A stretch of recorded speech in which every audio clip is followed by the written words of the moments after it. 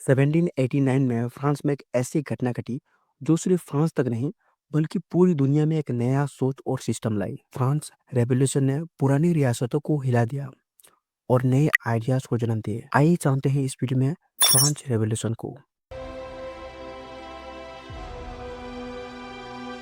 आखिर फ्रांस में रेवोल्यूशन क्यों हुआ था, इसके पीछे कौन कौन से कारण थे, आइए एक एक कर समझते हैं। उस वक्त फ्रांस की सोसाइटी को तीन स्टेट में डिवाइड किया गया था। पहला स्टेट था क्लार्की, दूसरा स्टेट था नोबिलिटी और तीसरा स्टेट में थे आम आदमी, किसान और मिडिल क्लास लोग। थर्ड स्टेट के लोग ज़्यादा थे और ज़्यादा टैक्स भी दे रहे थे, जबकि उनके पास बहुत ही कम राइट्स थे। और फर्स्ट एंड सेकंड स्टेट के लोग कोई टैक्स नहीं दे रहे थे और उनके पास सबसे ज़्यादा राइट्स थे। और सोसाइटी पर फर्स्ट एंड सेकंड स्टेट के लोगों का काफ़ी इन्फ्लुएंस था, जबकि थर्ड स्टेट के लोग भूख और बढ़ती टैक्स से परेशान थे। डिवाइन राइट ऑफ किंग एक ऐसी राजाशाही का विचार था जिसमें माना जाता है कि राजा को अपने राज्य पर रूल करने का हक भगवान से प्राप्त हुआ है। इसका मतलब था कि राजा की अथॉरिटी को खुद भगवान द्वारा दिया गया है और राजा के डिसीजन पर कभी भी क्वेश्चंस नहीं किया जा सकता। एक तरफ सारे अथॉरिटी एक राजा के पास था, तो दूसरी ओर आम लोग अपने अधिकार के लिए लड़ रहे थे। राजा ने क्या किया? राजा लुई 16 का रूल इतना खतरनाक हो गया था कि लोगों को लगने लगा था कि वो अपने देश को बर्बाद कर रहे हैं। राजा को इकोनॉमिक प्रॉब्लम्स को समझने में मुश्किल हो रही थी, फिर भी उन्होंने बहुत ज्यादा कर्ज लिया और वार में पैसा को खर्च किया और फ्रांस के लोग भूख से मर रहे थे और उनकी ईगो और गलत फैसलों की वजह से सिचुएशंस और भी बिगड़ गया।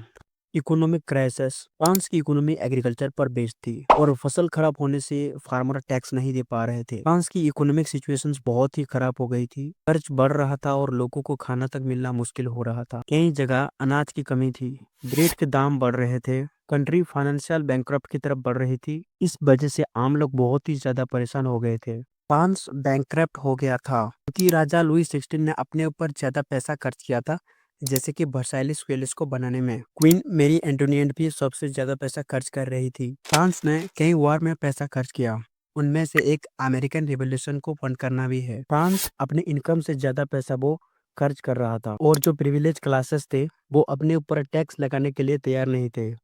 फ्रांस रेवोल्यूशन सिर्फ एक पॉलिटिकल चेंज नहीं था बल्कि एक सोच थी। इस समय एनलाइटमेंट थिंकर जैसे कि रूसो, वोल्टेयर एंड मॉन्टेस्क्यू के आइडियाज ने हर एक को सोचने पर मजबूर कर दिया। फिलोसोफर सेक्युलर थिंकिंग पर बिलीव करते थे, रिलीजन और अंधविश्वास के बजाय वो लॉजिक पर इंपॉर्टेंस देते थे। फिलोसोफर कहते थे कि सभी लोग बराबर हैं, राजा को अपनी ताकत को लिमिट करना होगा। इन फिलोसोफर की सोच ने पुरानी सामाजिक व्यवस्था को हिला दिया।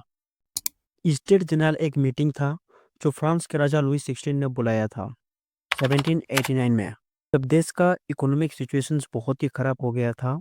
तब राजा लुई 16 ने ये मीटिंग बुलाई थी ताकि इस प्रॉब्लम का सॉल्यूशन को निकाल सके। स्टेट जनरल में तीन ग्रुप होते थे। First state clergy, second state nobles, third state आम लोग। हर एक स्टेट के पास एक बोर्ड था, लेकिन फर्स्ट एंड सेकंड स्टेट के लोग मिलकर सारे डिसीजन लेते थे, जबकि थर्ड स्टेट को ज़्यादा इम्पोर्टेंस नहीं मिलता था। तो थर्ड स्टेट के रिप्रेजेंटेटिव ने ये मांग की कि वोटिंग पॉपुलेशन के हिसाब से हो, मतलब एक आदमी का एक वोट हो। पर फर्स्ट एंड सेकंड स्टेट के लोग इस बात को एग्री नहीं करते हैं, क्योंकि थर्ड स्टेट के पास सबसे ज़्यादा पॉपुलेशन थी। जब थर्ड स्टेट के लोगों को मीटिंग हॉल से यानी स्टेट जनरल से बाहर निकाल दिया गया, तो ये लोग टेनिस कोर्ट में मिलकर एक कसम खाई कि जब तक एक नई कॉन्स्टिट्यूशन नहीं बन जाती वो वहां से नहीं जाएंगे। थर्ड स्टेट ने राइट्स के लिए लड़ना शुरू किया। ये एक रेवोल्यूशनरी स्टेप था। नेशनल असेंबली ने अपना काम शुरू किया। उनका पहला काम था एक ऐसी कॉन्स्टिट्यूशन बनाना जो किंग की पावर को लिमिट करे और आम लोगों को अधिकार दे। ये एक नया दौर था जहां मोनार्की को चैलेंज किया गया। 5 अक्टूबर 1789 को कुछ औरतों ने वर्साइलिस पर अटैक किया और रॉयल फैमिली को पेरिस वापस आने के लिए मजबूर किया। नेशनल असेंबली भी उनके साथ गई। इसके बाद रॉयल फैमिली को ट्यूइलेरिस पैलेस में रख दिया गया, जहां वो काफी साल तक प्रैक्टिकली प्रिजनर की तरह रहे थे। फ्रांस रिवॉल्यूशन के दौरान नेशनल असेंबली ने कई इम्पोर्टेंस बदलाव किए, जैसे कि एब्सोल्युटली मोनार्की को खत्म किया। नेशनल असेंबली ने किंग लुई 16 के एब्सोल्यूट पावर को चैलेंज किया और मोनार्की को लिमिट कर दिया। इसका मतलब था कि राजा का काम अब पार्लियामेंट के कंट्रोल में आने लगा। Declaration of right of man and citizen. National assembly ने 1789 में एक इम्पोर्टेंट डॉक्यूमेंट पास किया जिसमें सभी लोगों को इक्वल राइट्स और फ्रीडम मिलती थी। असेंबली ने पुराने फ्यूडल सिस्टम को खत्म कर दिया जिसमें जमीन के मालिक नोबेल्स को स्पेशल प्रिविलेज मिलते थे, बट नए रूल के हिसाब से किसानों को ज्यादा राइट्स मिलने लगे। Law and order. National assembly ने नए कानून बनाए जैसे सोसाइटी में इक्वलिटी और जस्टिस को प्रमोट किया। चर्च का इन्फ्लुएंस को कम किया। असेंबली ने चर्च को स्टेट से अलग कर दिया और चर्च के कंट्रोल को लिमिट कर दिया। चर्च की प्रॉपर्टी को भी गवर्नमेंट ने अपने कंट्रोल में ले लिया। ये बदलाव फ्रांस की सोसाइटी को एक नई दिशा में ले गई जहां इक्वलिटी, फ्रीडम और डेमोक्रेसी को इम्पोर्टेंट दी गई। अगस्त 1789 में नेशनल असेंबली ने declarations of the rights of man and citizen को पास किया। ये डॉक्यूमेंट एक टर्निंग पॉइंट था जिसमें कहा गया कि हर व्यक्ति को इक्वल राइट्स मिलने चाहिए और कोई भी किंग या गवर्नमेंट उस राइट्स को छीन नहीं सकता। ये डॉक्यूमेंट रेवोल्यूशन का एक इम्पोर्टेंट हिस्सा बन गया। इसमें था freedom of religion, freedom of speech, freedom of press, guaranteed property rights, liberty, equality, fertility, right of the people to create laws, right to a fair trial. Women's को कुछ right दिए गए लेकिन वो राइट्स उन्हें उनकी आज़ादी या बराबरी के लिए नहीं दिए गए थे। इन राइट का मकसद सोसाइटी को कंट्रोल करना या रेवोल्यूशन को सपोर्ट करना था। रेवोल्यूशन ने स्पेशल प्रिविलेज को खत्म कर दिया। राजा, नोबिलिटी और क्लर्की के पास जो अलग तरीके के हक थे उन्हें मिटा दिया गया। सभी को एक समान रखने का फैसला लिया गया, चाहे वो अमीर हो या गरीब, सबको एक समान माना गया। नेशनल असेंबली ने लोकल लेवल पे ज्यादा कंट्रोल और रिस्पॉन्सिबिलिटी दी जिससे लोकल लीडर और सिटीजन को अपने एरिया में डिसीजन लेने का अधिकार मिला। Constitutional system. लोकल गवर्नमेंट को एक नया कॉन्स्टिट्यूशनल सिस्टम दिया गया जिसमें इलेक्टेड ऑफिशियल्स का रूल ज़्यादा इम्पोर्टेंस हो गया। पहले ये काम किंग्स और नोबल्स करते थे पर अब इलेक्टेड ऑफिशियल्स करते हैं। डिसेंट्रलाइजेशन। पहले पूरी पावर सेंट्रल गवर्नमेंट के पास थी लेकिन अब लोकल एरिया को अपने डिसीजंस लेने का पावर दिया गया। हर रीजन को अपने इशू को सॉल्व करने का मौका मिला। फ्रांस को नए एडमिनिस्ट्रेटिव यूनिट्स में डिवाइड किया गया जिसमें नए डिस्ट्रिक्ट और म्यूनिसिपैलिटीज बनाए गए हैं जहां लोग अपने लोकल इश्यूज को सॉल्व कर सकें। ये रिफॉर्म्स काफ़ी इम्पोर्टेंट थे क्योंकि इससे लोगों को लोकल लेवल पर ज़्यादा पार्टिसिपेशन और रिप्रेजेंटेशन मिलने लगा जो पहले नहीं था।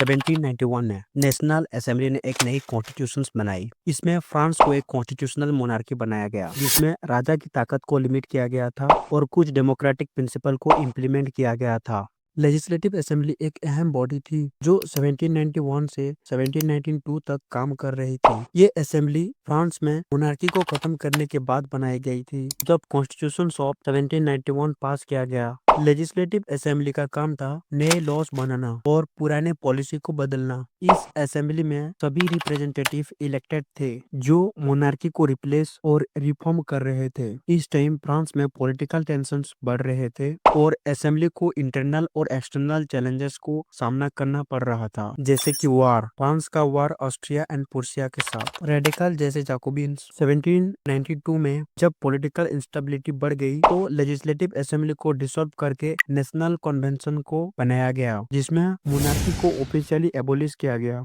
पुराने मोनार्की के सपोर्टर और कुछ लोग जो नए चेंजेस नहीं चाहते थे उन्होंने उसके अगेंस्ट प्रोटेस्ट किया। फ्रांस में वार भी चल रही थी जिससे लोग और ज्यादा गुस्सा हो गए। गरीब लोगों को भी नए रिफॉर्म से कोई फायदा नहीं मिल रहा था इसीलिए उन्होंने भी गवर्नमेंट को क्रिटिसाइज किया। बहुत से लोग मोनार्की को वापस लाने की कोशिश कर रहे थे। यूरोपियन मोनार्की भी इस नए गवर्नमेंट के खिलाफ थी। 1792 में नेशनल कन्वेंशन ने मोनार्की को हटा दिया और फ्रांस को रिपब्लिक डिक्लेयर किया। लुई 16 को सजा दी गई और उन्हें एक्सिक्यूट कर दिया गया। कन्वेंशन ने रेवोल्यूशन को डिफेंड करते हुए अपने गोल्स को इम्प्लीमेंट करना शुरू किया। किंग लुई 16 को 1793 में ट्रीजन यानी देशद्रोह के जुर्म में एक्सिक्यूट किया गया। उन पर यह इल्जाम था कि उन्होंने अपने देश के खिलाफ काम किया था, जैसे कि रेवोल्यूशन के दौरान दूसरे देशों के साथ मिलकर फ्रांस को बर्बाद करने की कोशिश की थी। उन्होंने अपने पुराने मोनार्की पावर को बचाने की कोशिश की थी जो रेवोल्यूशन के आइडियाज के खिलाफ था। जनवरी 21 को लुई 16, अक्टूबर 16 को मेरी एंटोनियट, इन दोनों को गिलोटिन से मार दिया गया था फ्रांस के खिलाफ यूरोपियन मोनार्कीज का एक अलायंस बन गया। Austria, Prussia and great Britain ने मिलकर फ्रांस के अगेंस्ट वार चलाया। इन कंट्रीज को फियर था कि अगर फ्रांस का रिवॉल्यूशन सक्सेसफुल होता है तो उनकी अपनी रियासतों में भी ऐसा ही मूवमेंट हो सकता है। कन्वेंशन ने फ्रांस के लोगों को आर्मी में भर्ती करवाया, जिसे जनरल कार्नोट ने लीड किया। लोग इसलिए आर्मी को सपोर्ट कर रहे थे क्योंकि वो नहीं चाहते थे कि पुरानी मोनार्कीज वापस आए। रोके डी लिस्ले ने मार्साइलेस लिखी, जो बाद में फ्रांस का नेशनल एंथम बना, और वो आर्मी को लड़ाई में इंस्पायर करने लगी। 2 साल बाद फ्रांस ने दूसरे देशों को हराया और अपनी टेरिटरी को बढ़ाया। रीजन ऑफ टेरर, सितंबर 5, 1793 से जुलाई 27, 1794 के दौरान फ्रांस में काफी प्रॉब्लम थी, चाहे मिलिट्री में सफलता मिल रही हो। डैंटन और उसके जाकोबिन पार्टी ने फ्रांस पॉलिटिक्स पर कब्जा कर दिया। कमिटी ऑफ पब्लिक सेफ्टी बनाई गई थी, जो पहले डैंटन और बाद में रोबेस्पियर के अंडर थी।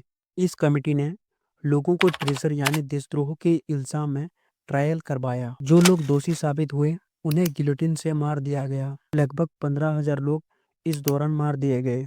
रेवोल्यूशन की सेफ्टी के लिए गिलोटिन को नेशनल राजौर कहा गया। इस दौरान कुछ नए सोच वाले लोग, ओलंपे डे गोएगस, माडामे जियाने रोलांड, को भी मार दिया गया।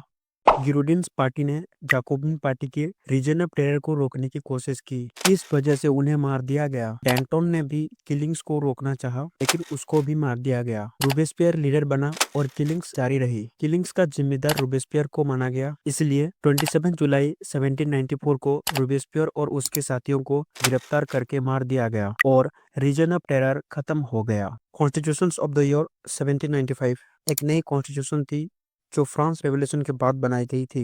इसके कुछ मेन सिस्टम थे, जैसे कि गवर्नमेंट स्ट्रक्चर। एक एग्जीक्यूटिव ब्रांच थी जिसमें 5 डायरेक्टर्स देश चलाते थे। लेजिस्लेटिव 2 पार्ट्स थे, 500 लोग जो नए कानून बनाते थे। 250 लोग उन कानूनों पर वोट करते थे। वोटिंग राइट सिर्फ प्रॉपर्टी के मालिक लोग वोट दे सकते थे और गवर्नमेंट में काम कर सकते थे। इस कॉन्स्टिट्यूशन बनने का एक ही मकसद था, पावर्स को डिवाइड करना और किसी एक जगह पर ना होना। फ्रांस रेवोल्यूशन ने राजाशाही को खत्म करके डेमोक्रेसी की शुरुआत की और लोगों के लिए लिबर्टी, इक्वलिटी और फर्टिलिटी जैसे आइडियाज लाए। इसके बाद पॉलिटिकल इंस्टेबिलिटी और वायलेंस हुआ, लेकिन ये नए समाज के लिए एक बड़ा कदम था। रेवोल्यूशन के बाद नेपोलियन बोनापार्ट ने पावर संभाली और अपनी रूल के दौरान काफी रिफॉर्म किए, लेकिन उनका रूल भी डिक्टेटरशिप बन गया। इस रेवोल्यूशन ने पूरी दुनिया को इक्वलिटी और फ्रीडम के लिए इंस्पायर किया।